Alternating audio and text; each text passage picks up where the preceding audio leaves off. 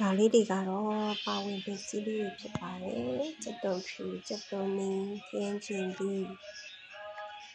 ဒါလေးကတော့ကြက်မှုတ်လေးပါဒါလေးကတော့ပစုံချောက်အမှုတ်လေးပေါ့နော်ပေါင်းသေးပါတယ်အမှုတ်တိတ်ချက်ပါဆိုအဲ့ဒါလေးမြုပ်သီးလေးအရင်ထောင်းပါမယ်မြုပ်သီးလေးထောင်းမယ်ကြက်တုံဖြူထည့်ထောင်းမယ်ပြီးရင်ကြက်တုံနီလေးထည့်ထောင်းပါမယ်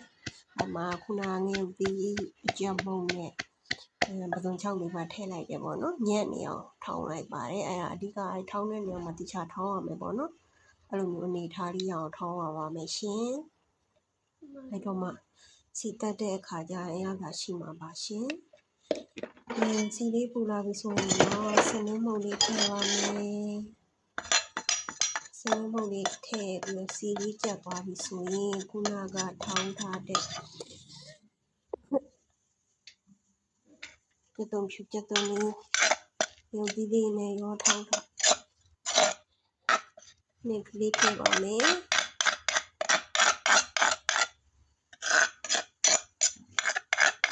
ထည့်ဖို့အမပြင်းနေရတော့ကြာသွားပါရဲ့ရှင်ဒီမှာပြင်းတာနည်းနည်းကြာပါရဲ့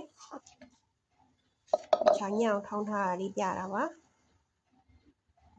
နည်းနည်းတင်လိုက်ပါမယ်ရှလဲထည့်လိုက်ပါတယ်တခြားစီတက်ပါမယ်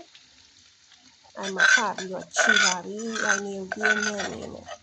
အဲ့ချီရဲ့အတန်အောင်တော့ကျွန်တော်မထည့်တော့ပါဘူးကြားတယ်စိတ်ချမ်းသာမှာလို့ကျွန်မတော့ပြင်းချက်ပြီးတဲ့အချိန်ဒီတော့မှခူပါဒါနဲ့သင်ကောင်းလေးတစ်ဖက်ရဖို့လေအဲ့လိုမျိုးလေးပြင်မှန်းခံရပါတယ်ရှင်စီတက်ပါမယ်တခြားလေးရင်အောင်စီတက်ပါမယ်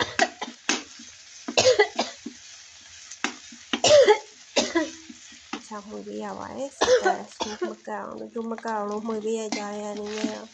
ဟိုကဒီနီဟိုကနည်းနည်းကတ်တယ်ချက်ခါကြောင့်မှွေပေးရကြရမှာမကတ်ချင်းဖြစ်လို့တော့အနီကိုပြီးတက်တုံလေးဒိတ်တာပြီးဆိုရင်ခင်းချင်လေးတွေထည့်လို့ပေါ့နော်ခင်းချင်လေးတွေထည့်ပြီးတော့ထပ်ပြီးတော့စီလိတ်ပြီးတော့ဖဲရောမှွေပါမယ်ဒါနဲ့ချက်တာတော့မှဒီက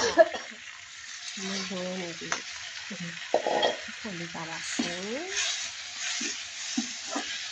ရဖွင့်ပါမယ်မှွေပါမယ်မှွေလို့ရနေမှွေ